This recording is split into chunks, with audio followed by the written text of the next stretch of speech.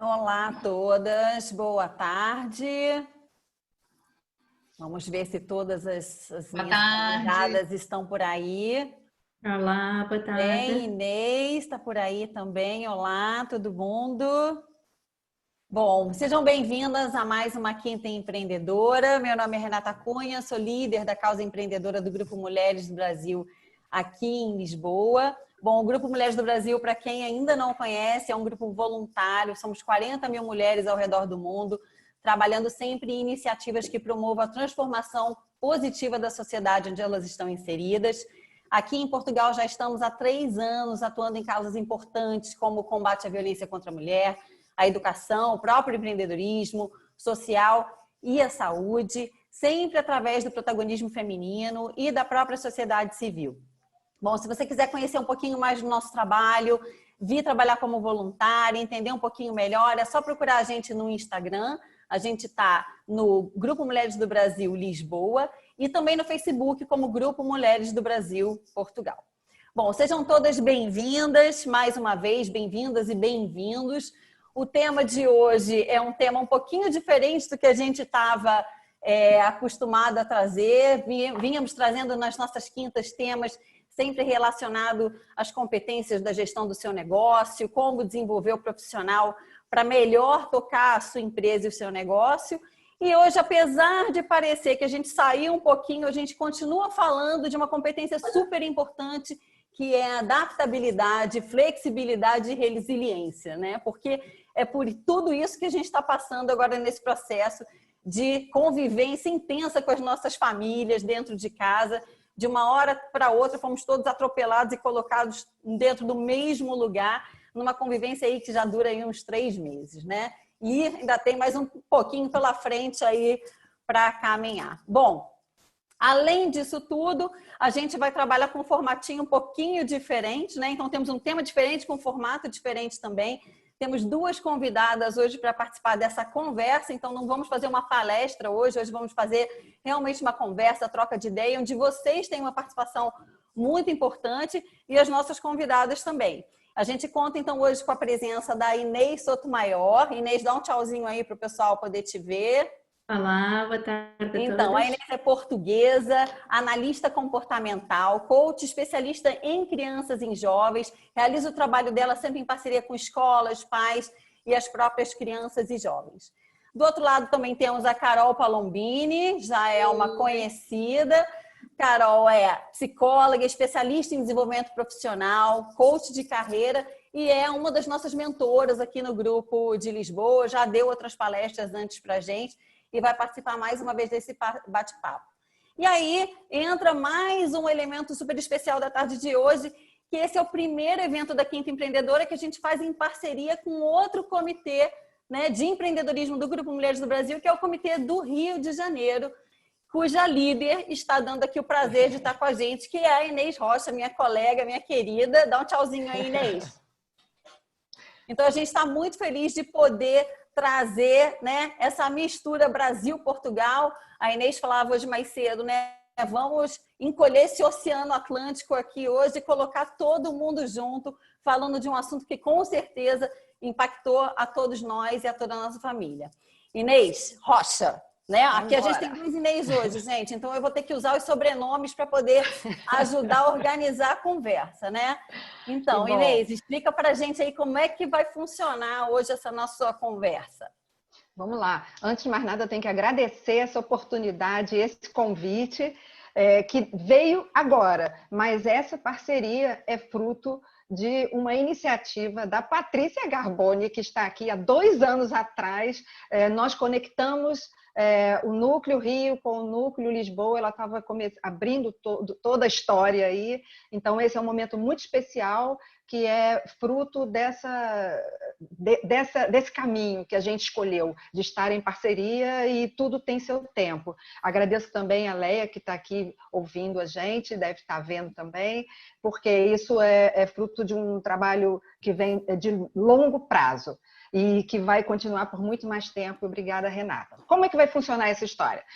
Eu e Renata vamos estar como mediadoras aqui para a gente ficar bem controlando bastante a questão do tempo e ter a chance de a gente colocar e ter as perguntas para tudo funcionar. Então, nessa primeira parte, vamos ter duas partes, né? E nós vamos estar mediando junto a Inês Soutomaior e a Carol.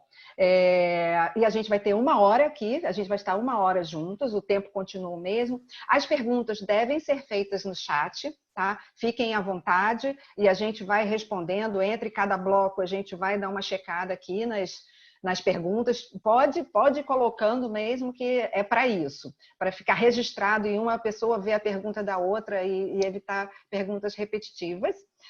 Nós vamos manter os microfones desligados, né? A escolha do Zoom foi feita para a gente poder se ver. Existem vários formatos, mas nós estamos testando esse para a gente poder se ver e ver a reação e a gente poder interagir, em vez de ficar aquela coisa fria, onde só quem tem o microfone aberto que pode falar. Então, é um misto aí para a gente poder ficar confortável.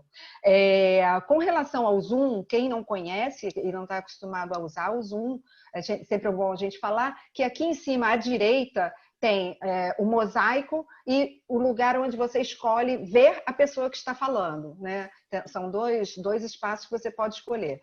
Fique à vontade, a gente aconselha sempre a ver quem está falando. Mas para quem estiver no celular, normalmente aparece de 4 em 4, tá? Tem gente que não vai poder estar no computador, mas vai estar no celular. Normalmente você vê de 4 em 4. Se você jogar a tela para a direita, você acaba vendo todo mundo que está lá. É um pouco mais difícil, mas também é válido. O mais importante é, nesse feriado, a gente conseguir estar todas conectadas, intercontinentalmente falando. E o último aviso o e-mail de quem quiser receber esta apresentação, que vai ser gravada, coloque o seu e-mail aqui no chat para depois a gente cuidar para ser enviado. Acho que é isso. Mais alguma coisa, Renata? Acho que não, acho que foi tudo. Bom, vamos começar então, gente. Olha só, primeira coisa, antes de mais nada, a gente quer saber de onde que vocês estão falando. Estamos aí tentando fazer esse trabalho Brasil-Portugal. A gente sabe que tem brasileiro em Portugal, tem português no Brasil, mas onde é que vocês estão? Conta aí pra gente no chat, pra gente saber de onde que vocês estão também. Então vai ser super importante para vocês, para a gente interagir. Coloquem suas perguntas no final de cada bloquinho que a gente vai tratar de assunto. A gente vai estar trazendo as perguntas para as especialistas responderem, né? Então vamos lá, vamos começar a falar de desafogar, né? Vamos botar para fora agora tudo que aconteceu nesses 3 meses. Sabe aquela conversa que você tem com a sua melhor amiga, né? Para botar tudo para fora e dizer como que você está se sentindo? Essa é a hora. Para vocês que estão vendo a gente, é só colocar aí no chat uma palavra que represente o sentimento desses 3 meses de convívio intenso familiar, que atropelou sem pedir licença e colocou pais, filhos, estudantes, profissionais, todos na mesma casa, todos juntos e agora. E aí eu queria perguntar, tanto para a Inês Soutomaior quanto para a Carol, vamos começar pela Inês, mas eu queria entender de vocês o que no convívio profissional de vocês, as pessoas que vocês se relacionam aí profissionalmente, o que foram os principais comentários, né? Os principais aprendizados, dores, o que saiu desse caldeirão de 3 meses aí de convivência intensa em home office familiar? Olha, Renata, primeiro de tudo, muito obrigada pelo convite. É um prazer estar aqui com vocês e ainda por cima a partilharmos aqui entre Lisboa e o Rio, fantástico, e o Brasil. E melhor ainda estarmos aqui à conversa com a Carol, é fantástico e muito obrigada pelo convite. Renata, o que eu sinto principalmente e o que eu vejo também de tudo o que eu tenho estado a acompanhar muito os pais, é que houve várias fases a nível de sentimentos e de experiências ao longo desta pandemia. Eu acho que houve aquela primeira fase quase que de o que é que eu faço às minhas crianças em casa, logo no início. Meu Deus, agora está tudo em casa, arranjem-me atividades, arranjem-me coisas para elas fazerem que eu não sei dar conta, não é? Depois houve aquela parte, até porque para nós coincidiu, não sei se também no Brasil, mas coincidiu com as férias da Páscoa. Depois então nós voltamos quase que a trabalhar e foi, e agora? Como é que eu trabalho e elas voltam à escola e eu tenho que ser professora e tenho que ajudar e a casa está caótica, o que é que eu faço? Foi assim um bocado um pânico. Eu via muito isto, porque eu fiz várias sessões para as escolas, para ajudar os pais e as escolas também a lidarem com isto, e a maior parte dos pais dizia, tipo, eu não sei como é que eu vou fazer isto, eu não sei como é que eu vou lidar com os meus filhos a ter aulas, a ter que ligar às várias plataformas, não é? Cada uma com a sua plataforma ainda por cima, uns era Zoom, outros era escola, da telescola, outros era Team qualquer coisa, sei lá, era uma loucura. E depois, pelo menos o que eu sinto agora e tudo que tanto os professores como os pais me têm trazido muito, e eu sinto na minha própria casa, não é? Eu tenho 3 filhos, portanto ainda por cima em várias idades, desde a adolescência até aos mais pequenos, e o que eu sinto é um cansaço enorme. Eu acho que principalmente nós mulheres estamos muito desgastadas. Foi o termos que trabalhar ao mesmo tempo, e eu não sei se vos aconteceu, mas eu acho que estou a trabalhar muito mais agora do que até antes desta quarentena. Parece que há muito mais coisas, não sei se também por termos que nos adaptarmos e fazermos coisas diferentes, não é? Portanto, mesmo em termos de trabalho, eu acho que foi mais. Depois foi, lá está, o termos que tentar ser professores dos nossos filhos, que de facto não temos que ser, verdade seja dita, nós temos é que saber gerir isso e saber como é que os podemos ajudar sem assumir esse papel, porque nós fazemos muito isso, não é? Nós assumimos muitos papéis. Nós, agora vou tratar da casa, agora vou ajudar a amiga, agora vou trabalhar, agora sou esposa e agora, além de mãe, sou professora. E, portanto, nós também temos que saber dizer que não, eu não quero assumir isto tudo para mim, isto não me faz bem, não é? E realmente andamos aqui de um lado para o outro, a querer ir a tudo, a querer tentar fazer tudo como fazíamos antes, mas a realidade mudou. Tudo está diferente e nós temos que, e aquilo que tu falaste no início, Renata, da flexibilidade, eu acho que define muito bem o que foi necessário da nossa parte em relação a esta quarentena. Para além de flexibilidade, foi também sermos criativos. Como é que eu vou gerir todas estas tarefas? Como é que eu vou fazer com tudo isto que agora apareceu e que eu vou ter que lidar? De que formas? E termos essa capacidade de nos adaptarmos e de fazermos as coisas de maneira diferente, de pensarmos que pode ser diferente, eu acho que foi o que tem estado a ajudar mais sinceramente as famílias. É perceberem que não precisam de ficar no modelo anterior. Não, há uma coisa que eu faço muito com as famílias, que é os pais definirem com os filhos quais são as regras e combinados que eles têm. E eu dizia assim, agora é a altura para fazer novos, porque tudo mudou. Se as premissas não são as mesmas, então nós temos que fazer de maneira diferente, não é?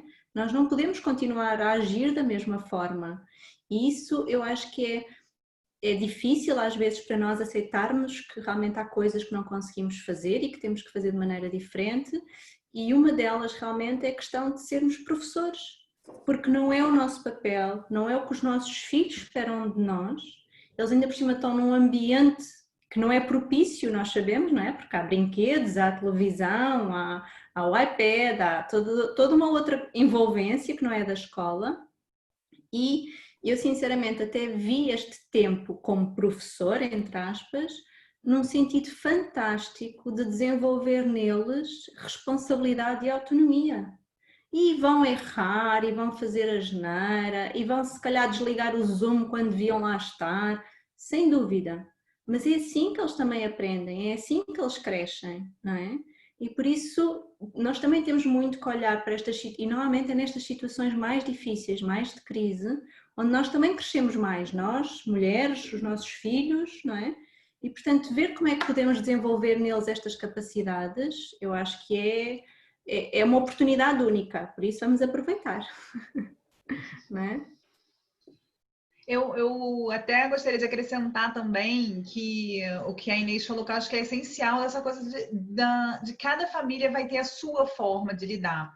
O que imediatamente a gente viu nas redes, né, o que aconteceu muito, foi que a gente viu as pessoas jogando um monte de fórmulas, né? Façam assim, façam assado, é assim que vai dar certo, você tem que, essa coisa do você tem que. massacra especialmente as mulheres. Então, até obrigada, gente, também por estar aqui antes de eu emendar tudo.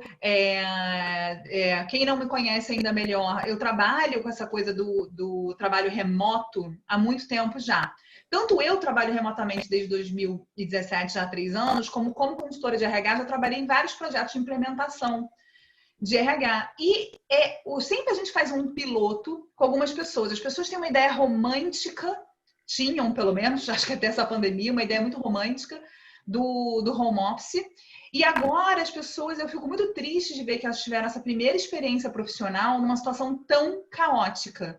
Eu percebo, por exemplo, eu recebi um questionário da escola que me perguntava se eu corrigia, por exemplo, dentro de uma série de perguntas, perguntava se eu corrigia os trabalhos da minha filha. Eu falei, gente, mas é para fazer isso? Eu não me sinto nesse papel, não acho que eu tenho que fazer isso, eu não sei nem se eles estavam me cobrando, mas eu de cara já senti até como uma cobrança.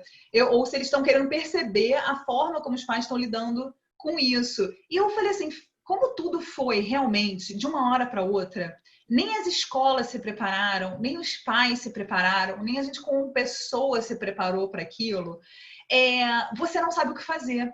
Esse diálogo da escola com os pais também ficou perdido nesse meio do caminho e cada pessoa acaba assumindo isso de uma forma. Então, a pessoa que é muito perfeccionista, ela vai querer fazer como se o filho estivesse na escola, como se não tivesse uma situação especial, atípica.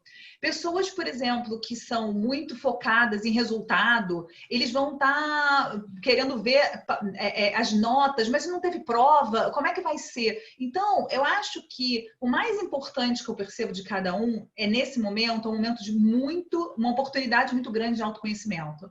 Porque o calo aperta no sapato de cada um num lugar diferente. Se para algumas pessoas esse convívio em home office trouxe conflitos enormes, porque, por exemplo, já havia conflitos em casa não ditos, e que aquilo você ia para o trabalho e aí você relaxava da família e você começou a não ter mais esse escape. Para outras pessoas não. Para outras pessoas virou essa coisa do peso de ter mais um papel. Então, o autoconhecimento e você realmente entender o que mais te incomoda é o que você vai conseguir fazer o combinado com seus filhos, o combinado com a sua família, o combinado com você mesma. O que você pode realmente se exigir. Porque quando eu fiz uma pesquisa e comecei a falar dessa questão do home office com as pessoas na minha rede, nos meus contatos, eu vejo que as pessoas estão trabalhando mais. Elas estão sobrecarregadas. Elas tiraram 2 horas, às vezes, de transporte e substituíram isso por mais trabalho. E por quê, né? Algumas pessoas, eu acredito que têm essa necessidade de se focar mais no trabalho, porque o trabalho é onde você vai jogar suas preocupações, que não são exclusivamente da pandemia mesmo, do medo, a gente está numa situação de medo. Não só o medo sanitário, né, de saúde, mas tem o medo do desemprego, da perda de clientes. Isso tudo, às vezes, a gente preenche com outras preocupações, o que faz com que, em algum momento, você possa ter um burnout. Isso é bastante perigoso, isso é uma coisa que a gente precisa, nessa situação atípica, ficar muito alerta. Outras pessoas me falaram coisas muito interessantes, do tipo assim, aqui é onde está o meu normal. Tudo está anormal nesse momento, mas quando eu entro no trabalho, eu entro o mais próximo que eu posso do normal. E isso me traz uma certa segurança. Outros, a gente sabe que, não, se enche de trabalho que é para não ter que fazer outras coisas na casa, para não se sentir culpado de não poder, de se sentir, às vezes, incapaz de ajudar aquele filho que precisa da ajuda escolar, que não está conseguindo se concentrar, fala, não, mas eu tenho muito trabalho, não posso lidar com isso. Então, se você realmente entende, busca realmente essa honestidade com você mesmo, para entender qual é a sua questão, você vai conseguir desabafar isso com alguém e aí conseguir o apoio que você precisa para as estratégias específicas que vão funcionar com você, né? Carol, já agora pegando também em 2 coisas que tu disseste que achei fantásticas, realmente no início nós víamos faça assim, faça aquele outro e então para as crianças era uma coisa impressionante, agora vêm ter que fazer aulas de ginástica, depois era bolinhos, depois já era não sei o quê. E o que os pais me traziam era, mas como é que eu faço tudo? Não é? E sentem essa pressão, as mães sentem muito essa pressão de que têm que conseguir fazer tudo. E era muito o que eu dizia e que realmente acho que é o que neste momento se nota mais, é vivam aquilo que vos faz sentido. Façam aquilo que vos faz sentido. Porque se querem andar de pijama em casa, ninguém está a ver, não se sintam mal por isso. Se o filho ou a filha não tem o lacinho na cabeça e não está com o vestido perfeito, não tem mal. Façam aquilo que para vocês é importante. E eu acho que neste momento, esse tal autoconhecimento que falavas também, é realmente nós percebermos o que é importante na nossa família. O que é que nós valorizamos na nossa casa, sem pressão do exterior, sem o que é que os outros vão pensar, não é? Eu acho que isso foi fundamental para nós também termos aqui alguma tranquilidade, não é? Não sentir essa pressão tão forte. E depois outra coisa engraçada que tu também mencionaste, que é, houve muito mais, se calhar, discussões e problemas e o que eu sinto e o que eu vejo na maior parte das famílias é que todos os problemas ou coisas boas já existiam. Esta pandemia só veio potenciar. Portanto, veio trazer à tona, era como tu dizias, estava invisível, não é? Estava lá camuflado, se calhar com outras coisas, com outras situações. E agora, por exemplo, eu estou com uma série de pais em que me dizem é que eu nunca tinha percebido que a minha filha não pedia ajuda na aula. Eu nunca tinha percebido que a minha filha, afinal, não conseguia relacionar-se com os amigos. E agora eles estão a perceber e estão a ver coisas, se calhar pela primeira vez. E isso pode ser um pouco assustador, pode ser um pouco difícil de lidar, não é? Ou ter que lidar com a realidade e com a situação. E o que é bom é nós percebermos, está bem, isto aconteceu, eu estou consciente, eu agora vou ajudar, vou fazer, não é? Eu tenho capacidade para isso. Eu acho que é isso que é o ponto fundamental aqui nesta situação, não é? Eu acho importantíssimo isso que vocês falaram. Inês Rocha, você quer colocar alguma coisa? Eu vou botar uma pimenta aí. Então, Nós, brasileiras, todas vocês um dia devem ter decidido sair do Brasil para estar aí. E na nossa visão, do lado de cá, todas as vezes que a gente pensa em sair do Brasil, eu tenho certeza que passa pela cabeça: como será a vida em outro lugar onde a minha rede de apoio será muito menor do que a que eu tenho aqui no Brasil? Né? Então, isso, olhando daqui para aí, parecia uma coisa muito mais resolvida, né?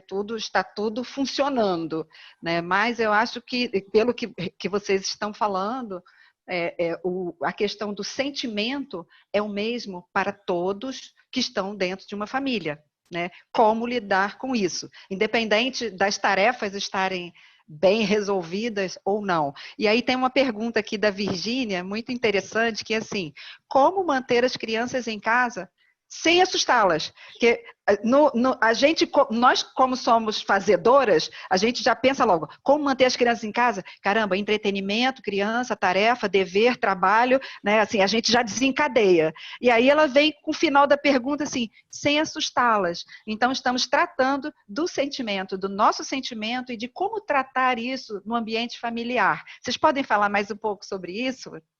Eu queria só complementar antes, porque tem a ver também com o que eu estava pensando. Bom, eu sou mãe de duas meninas, uma de 15 e uma de 10. A minha de 15, eu costumo dizer que ela está confinada já há 3 anos no quarto dela. Então, eu acho que ela passou bem melhor por essa fase do que a maioria de nós aqui em casa. Não sei quantos são pais de adolescentes, mas o confinamento não é de todo uma novidade para ela. Mas a de 10 anos, eu acho que tem muito a ver com o que a Inês estava falando. Essas emoções, esses sentimentos que a gente traz muito para a gente, às vezes a gente não olha o quanto elas, as crianças, também estão emocionalmente impactadas, né? Elas não têm mais aquela troca de energia vital com os amigos, né? Elas estão ouvindo o tempo todo falar de morte, de caixão, de coronavírus, e vai morrer, e vai sair, e sai de casa todo mundo de máscara, né? Então, e eu percebi que isso influenciou demais dentro de casa também, não só no estudo, porque o estudo, o desinteresse pelo estudo aumentou, né, por causa do distanciamento, mas até na rotina da casa normal, do sono, por exemplo, né? Ela está com uma dificuldade enorme de dormir. Né? Então, como é que o que é o mínimo que a gente pode, né? Como é que a gente pode ajudar essas crianças sem assustá-las, né? Como é que a gente pode ajudar a estabelecer um mínimo, né? Assim, de funcionamento, vamos dizer assim, saudável, sem ignorar que a gente está vivendo um momento que, infelizmente, a gente não tem como mudar totalmente, mas também tentando reduzir um pouco dessa pressão que é muito nossa, né? Da mãe e do pai profissionais e trabalhadores e que, de repente, projetam aquilo tudo naquela criança. Realmente tem muito a ver com a maneira como nós, adultos, lidamos com a situação, não é? As crianças acabam por ser um pouco o nosso espelho, não é? Eles acabam por reagir da maneira como os pais reagem porque pensam que é assim que é expectável e, portanto, eles vão muito atrás para nos tentarem modelar. Mas aqui eu acho que o mais importante, e é engraçado que nós cá em Portugal, pelo menos já começa a surgir a outra parte, que é eu até quero sair, mas tenho medo. Como é que eu faço isso para o meu filho? Como é que eu depois também lhe digo que ele não pode tocar no amigo ou que não pode... E como é que eu explico? Depois também acontece muito que é a incongruência. Mas eu não posso sair, mas depois eu vejo pessoas na rua que nem têm cuidado ou que estão juntas. Como é que eu explico tudo isto, não é? Quer dizer, o que está a passar e toda esta situação. É assim, claro que nós temos que adaptar o nosso discurso à idade dos nossos filhos, não é?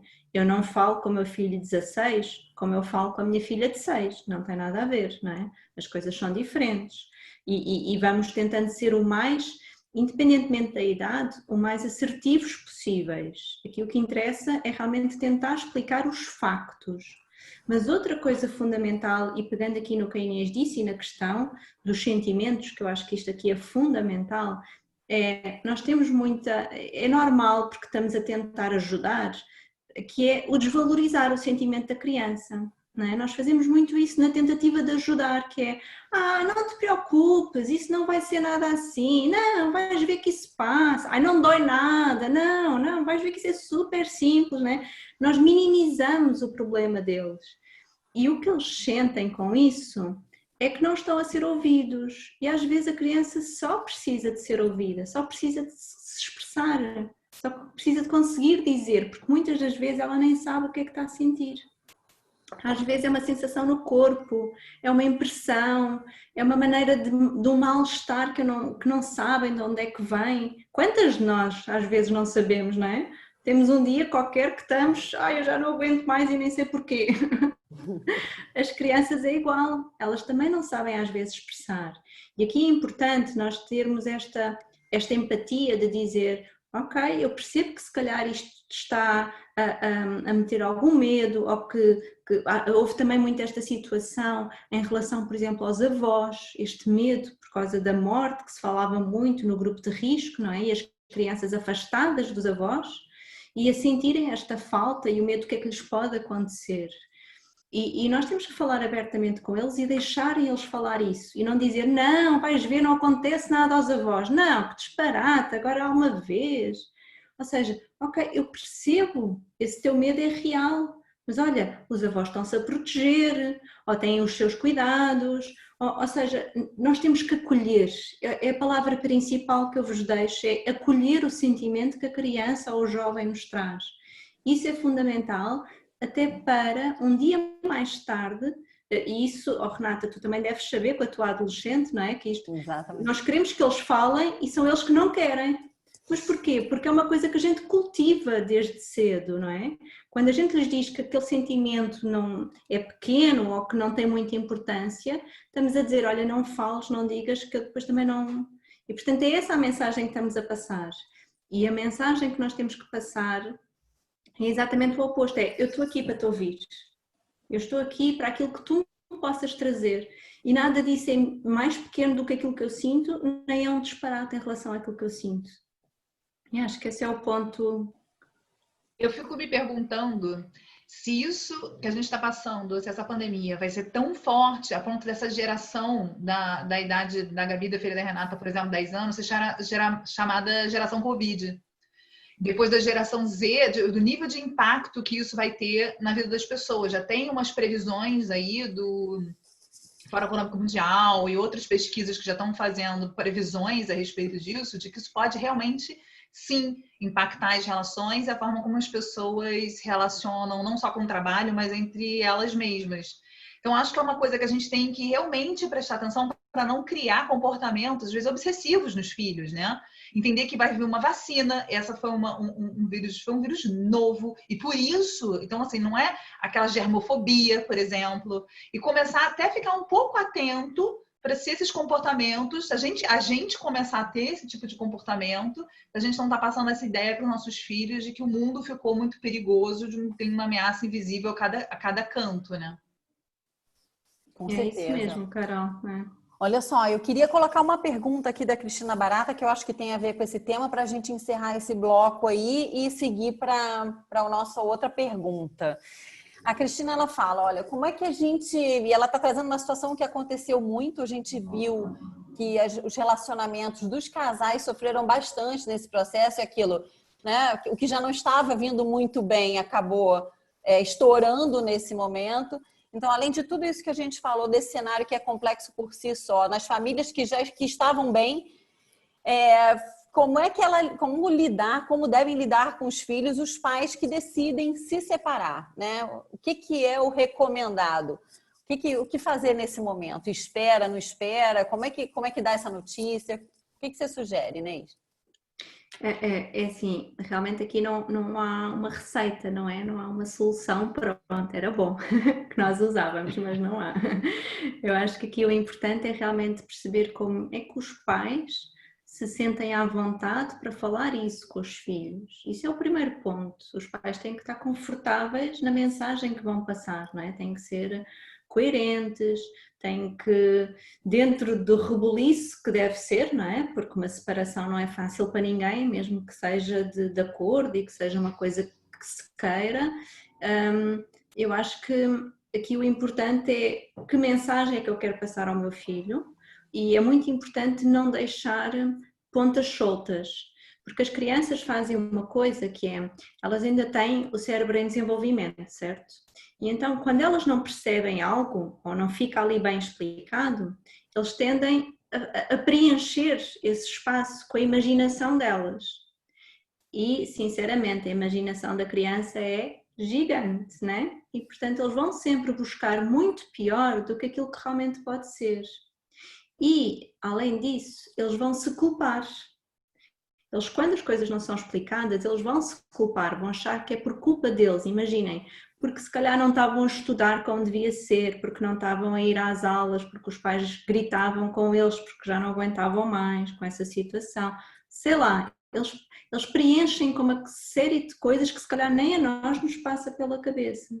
E por isso é muito importante os pais explicarem que aquilo é uma decisão deles, que veio deles.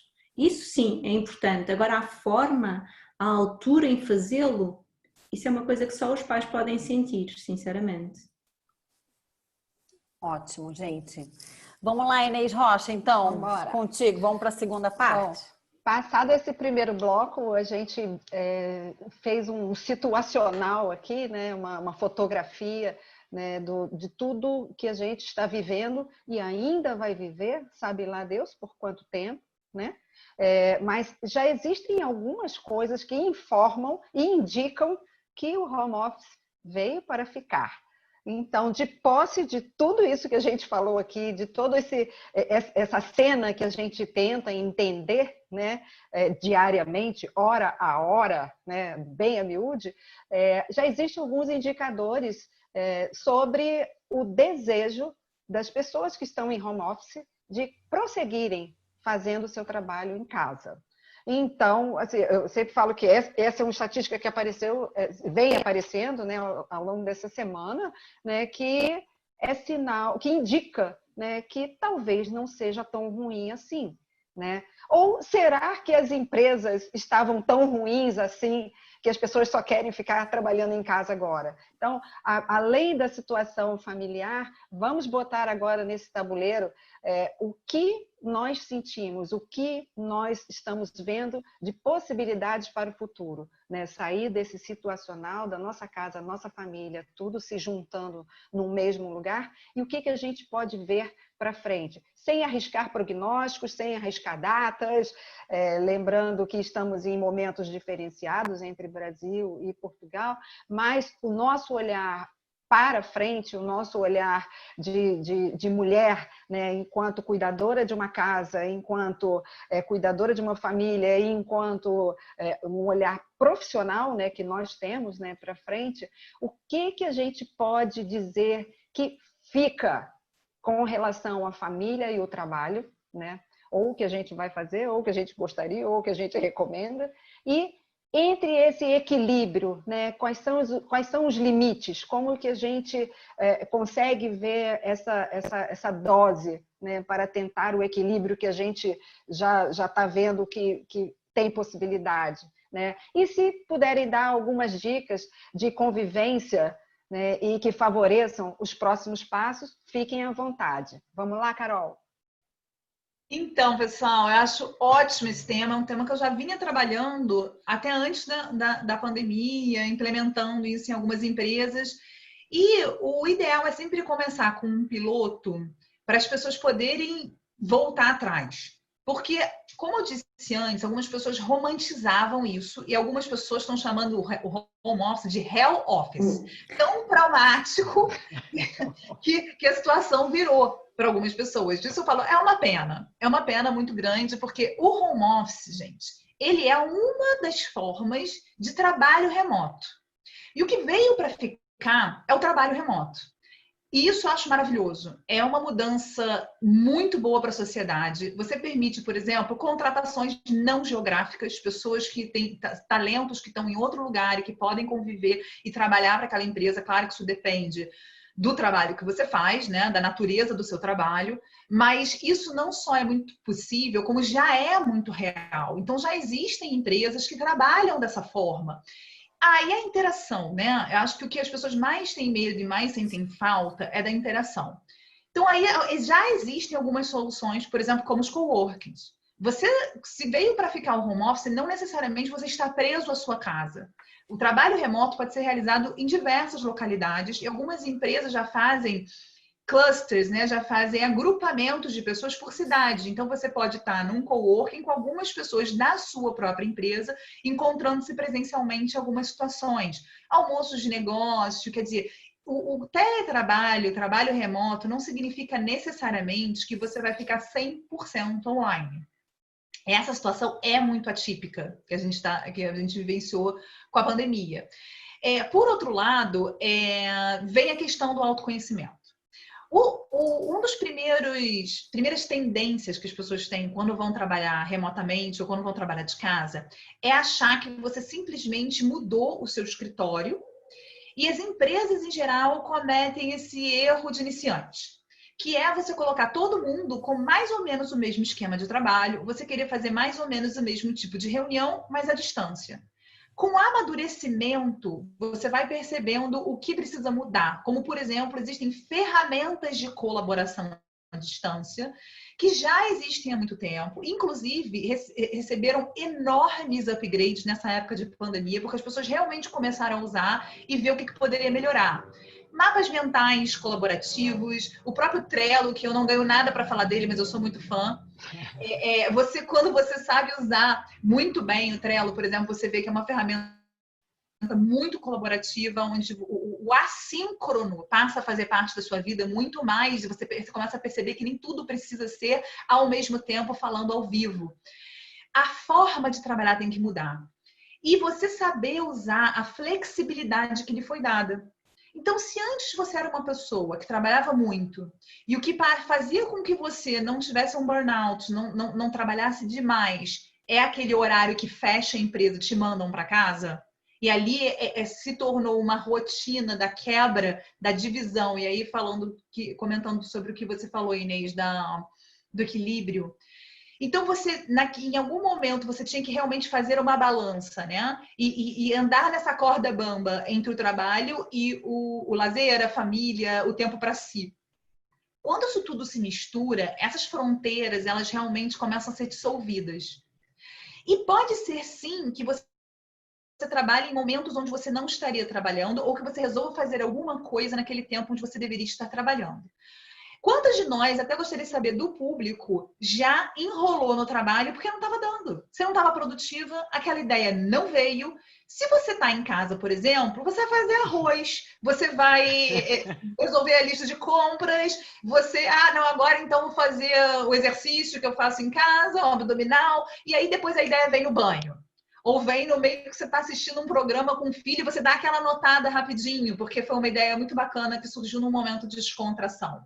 Contanto que você sinta que isso não gera um estresse para você e não está interferindo na sua relação, você pode ter suas melhores ideias de trabalho num passeio com seus filhos, no meio de um piquenique no final de semana. E isso não atrapalhar a sua relação. Se você continua querendo usar o mesmo paradigma do trabalho do escritório dentro dessa vida remota, realmente vai ficar muito mais difícil, porque você trouxe o seu trabalho para dentro da sua casa. Saber usar essa flexibilidade não é de uma hora para outra e também não tem fórmula, como a Inês Sotomayor falou. É uma questão individual que você vai construindo aos poucos. Eu, por exemplo, faço exercício de manhã. Depois que eu faço exercício, que eu faço um treino, que eu faço uma meditação, eu me sinto pronta dali para frente para me dedicar ao trabalho. E eu não consigo trabalhar muito bem muito tarde da noite. Eu não sou produtiva. Eu cometo erros básicos à noite. Então eu deixo, por exemplo, mais reunião, tudo bem. Então eu prefiro deixar mais reuniões para a noite. Coisas que você consegue, às vezes, fazer, que você não conseguiria fazer. Tem gente que trabalha super bem de noite. Que passa, quando vai para o escritório, fica até meio-dia acordando. Essa pessoa vai poder fazer outras coisas até meio-dia e poder realmente ser produtivo durante a noite. Então, é saber usar isso com sabedoria. E claro que isso vai exigir uma mudança cultural também das empresas. Aqui a gente está falando com a maior parte das pessoas que têm interesse nesse assunto aqui, são empreendedores. Então, você como empreendedor, e às vezes até como pessoas que vai cobrar de si mesmo e vai cobrar outras pessoas que trabalham para você conversar sobre isso e ter uma visão menos de microgerenciamento e muito mais de visão de resultado e de individualizada. Eu acho que cada vez mais a gestão é individualizada, é personalizada. É você realmente querer conhecer aquela pessoa e não aquele recurso que trabalha para você. Então, se eu puder dar algumas pontuações de dicas, primeiro abra a mente para conhecer coisas mais colaborativas e que vão fazer com que o seu trabalho seja realmente mais produtivo à distância. Troca. Conversa com outras pessoas, fala com a equipe, percebe você mesmo quais são as suas maiores dificuldades, troca com pessoas que possam ter soluções que para você era um problemão e para a pessoa ela já ultrapassou e vice-versa. Então, acho que mais do que nunca a troca agora é necessária, muito com base numa auto-observação, num autoconhecimento, querendo ganhar com a flexibilidade. Mais do que nunca ver como eu posso usar essa flexibilidade a meu favor. Nossa, ainda bem que tá gravado, gente, porque foi lindo, tá? Digo para vocês, não sei aí, mas daqui tá maravilhoso. Muito obrigada, Carol. Inês, quer acrescentar alguma coisa? Fique à vontade, essa é a hora. Só pegando também no que a Carol estava a dizer, realmente a maior parte teve o primeiro contacto com o home office nesta situação. E por isso não estão propriamente satisfeitos, não é? Porque não é a mesma coisa. Eu também já trabalhava muitas vezes em casa e agora com a realidade das crianças transformou, não é? Completamente.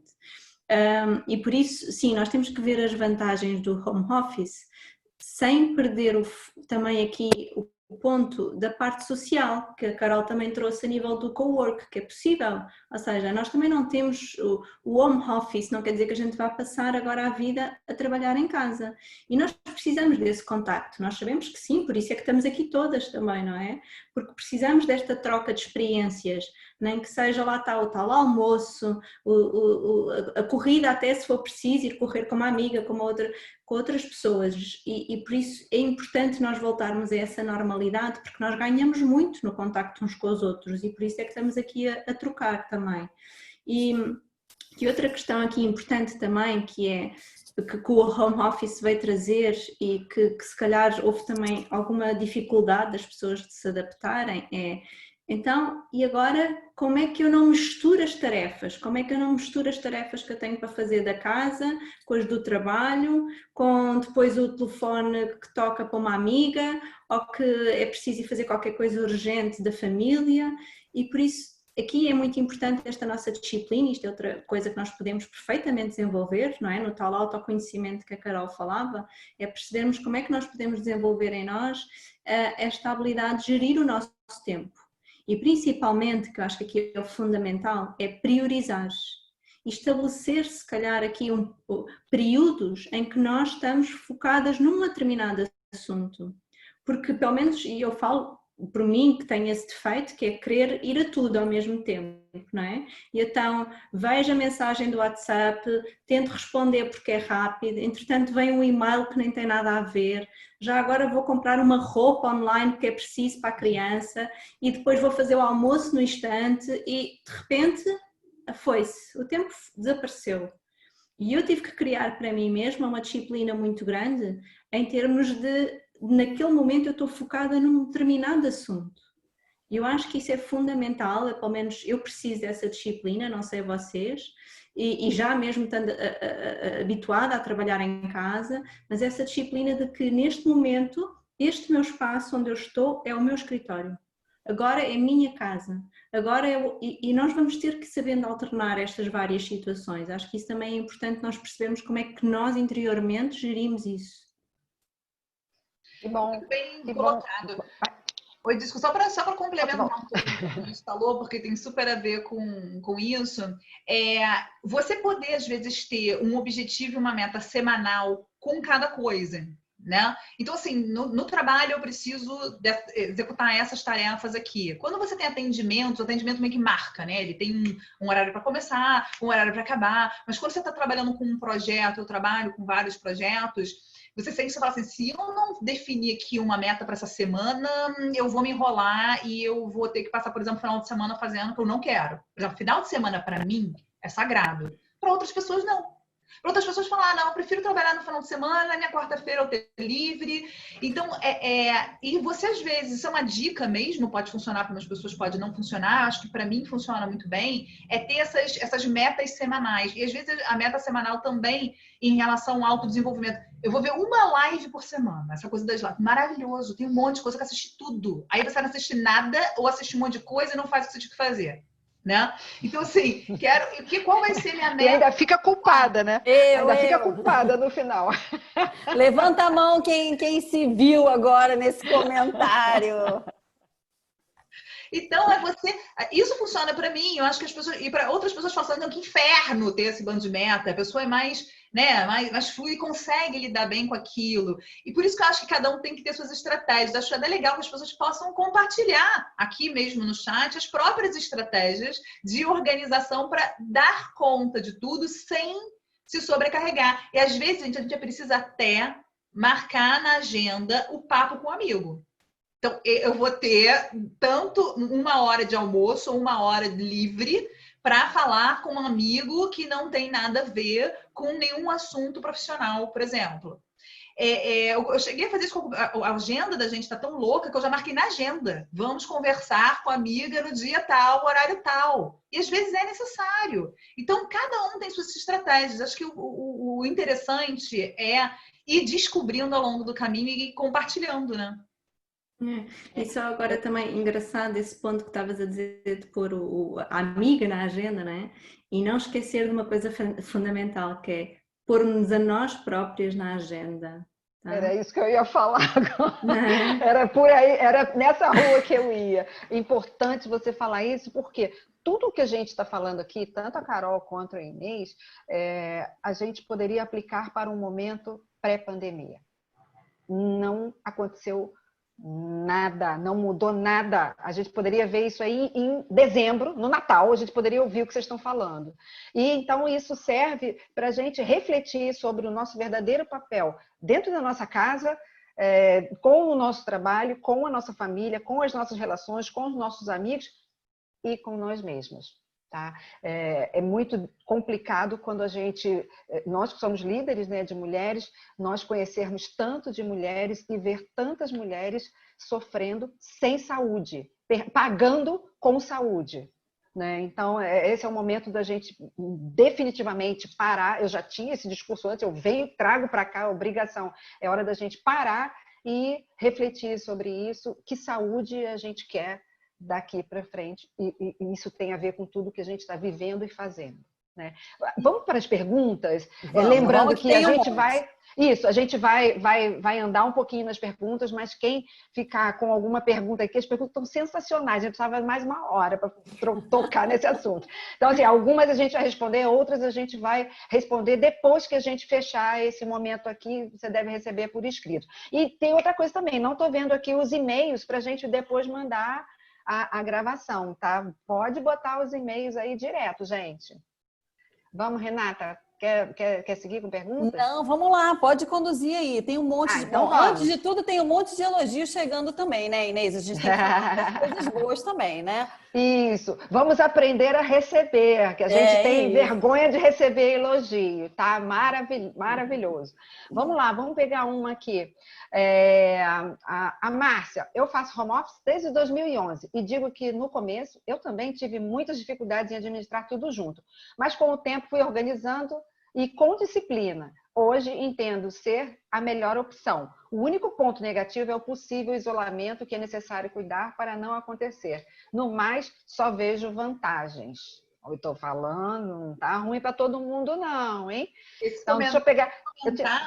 Essa questão do isolamento, como as pessoas não pensam em alguma coisa. Às vezes você fala assim, aquele cafezinho com os amigos do trabalho, aquele almoço com o pessoal, né, do trabalho, do escritório, eu perdi. Só que você pode agora almoçar, por exemplo, com pessoas, amigos seus que moram perto de você. Por que não você marcar com uma pessoa que mora perto de você, em vez de ser aquela pessoa do escritório? É uma opção também. Eu acho que tem um receio das pessoas, né? Isso veio na pergunta da Virgínia também e um pouquinho em alguns outros comentários, que é essa questão do home office não ser uma opção para todos, né? Às vezes nem mesmo na mesma empresa, né? Então você está numa mesma empresa, foi o que ela colocou aqui, ó. O que parece é que alguns colaboradores vão trabalhar em casa e outros não. O próprio governo português anunciou há um mês atrás, mais ou menos, que ele pretende colocar 30% da força de trabalho das suas entidades públicas em home office, mas os outros 70% permanecem trabalhando. Então, vocês enxergam que vai haver uma desvantagem para quem está fora e quem está dentro, né? O que muda? Essas pessoas vão estar com menos informação, menos convivência, menos chance de ser promovido, menos visíveis. O que vem com essa mudança? Eu acho que isso vai depender de uma estratégia de gestão, principalmente. Então, realmente, a própria pessoa vai precisar traçar estratégias para ficar visível. Isso realmente é um ponto importantíssimo que foi levantado agora, Renata, porque se a gestão realmente não ficar atenta para as pessoas que estão online, um dos maiores problemas da gestão à distância é a comunicação. A comunicação que não passa afeto, a comunicação que não passa intenção, tudo parece ordem e de uma forma muito dura.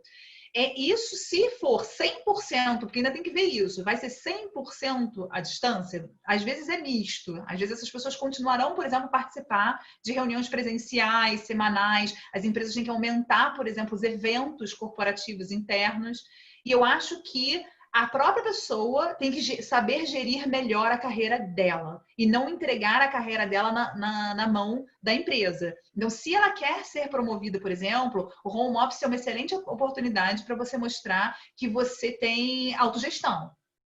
E isso você tem que mostrar. Se você não mostrar, realmente fica mais difícil as pessoas verem sim. Inês Sotomayor, quer comentar mais alguma coisa? Eu só queria aqui também acrescentar que, de facto, vai depender muito daquilo que a pessoa faz, sem dúvida, não é? E a pessoa também há de ter essa consciência e, se calhar, até optar por uma situação diferente, até podemos chegar a esse máximo. Mas aqui, o que tantas empresas como as famílias e os profissionais viram, eu acho que como grande vantagem, é, primeiro de tudo, o tempo que não se gasta em termos de deslocações, não é? Por isso, eu acho que passa muito por aquilo que a Carol estava a dizer, que é encontrar aqui um sistema misto, onde se calhar eu até posso ir à empresa 1 ou 2 dias, por exemplo, e os outros eu faço a partir de casa. Ou há reuniões que antes eram impensáveis, como nós agora estarmos aqui com a Inês, não é? Ou com outras pessoas do Brasil, e estamos aqui todos em simultâneo, portanto... Houve aqui uma série de vantagens. Se calhar agora a mãe que antes tinha que sair a correr do trabalho para ir buscar os filhos à escola, agora gera o seu tempo de outra forma para poder estar com os filhos no parque ao final do dia, por exemplo, não é? Por isso também aqui é perceber quando é que eu tenho que fazer um determinado trabalho e quando é que eu vou fazer o outro. E isto passa muito pelas empresas e neste caso muitas de nós que somos empreendedoras, percebemos como é que nós também aplicamos isto à nossa estratégia de trabalho. Não é? Que bom. Tem mais alguma pergunta aqui que a gente possa responder rapidinho antes para ir para os momentos finais? Olha, tem umas aqui, as perguntas sobre essa questão da administração da casa, incluindo maridos e filhos, né? Então, vou juntar aqui a Marilene com a Diana, né, que fez um comentário, né, que trabalham, usam agenda semanal. Marilene já trabalha mais de 10 anos home office, mas ainda percebe uma diferença no home office feminino e o masculino, né? Então, assim, essa questão do home office para homens e para mulheres tem formatos diferentes, né? Como é que vocês veem isso?